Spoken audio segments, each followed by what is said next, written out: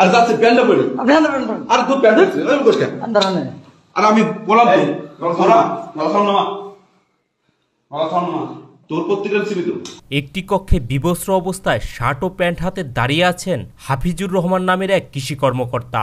এক যুবক তাকে চড়থাপ্পড় মারার পাশাপাশি গালাগাল করছেন। পাশ থেকে আরও এক যুবক তার উপর চড়াও হচ্ছেন। পাশেই বোরকা পরা এক নারী দাঁড়িয়ে আছেন।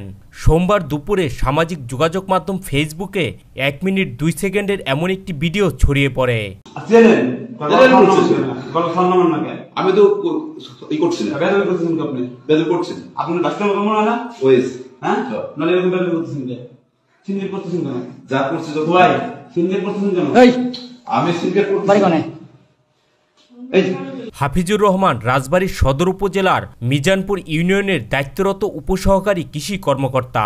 ছড়িয়ে পড়া ভিডিওর উপরে লেখা রয়েছে রাজবাড়ী উপসহকারী কৃষি কর্মকর্তা ও সভাপতি DKIB রাজবাড়ী সদর। হাফিজুর রহমান লুচ্চামি করতে গিয়ে কট সূর্যনগরে। তবে ভিডিওটি কবে কোথায় ধারণ করা হয়েছে সে বিষয়ে স্পষ্ট কিছু জানা যায়নি।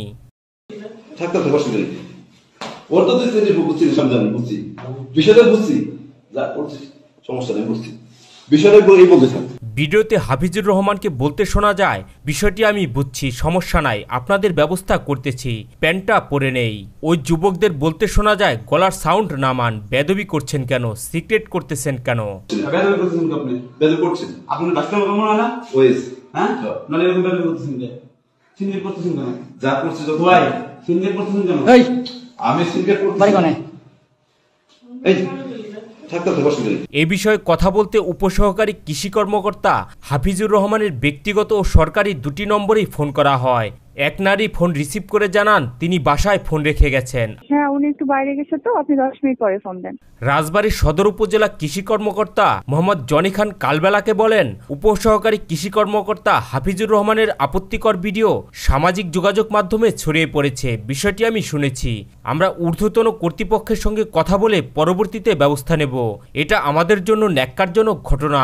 আমার এখন মানে হাতে আসেনি, আমি শুনতে পারবেন আমার ভবিষ্যৎ ফোন দিয়েছে। প্রথমে তো হচ্ছে যে যার ব্যক্তিগত লাইবিলিটি, তারপরে উদ্বোধন কর্তৃপক্ষের সাথে আলোচনা করে আমি পরবর্তী ব্যবস্থা নেব।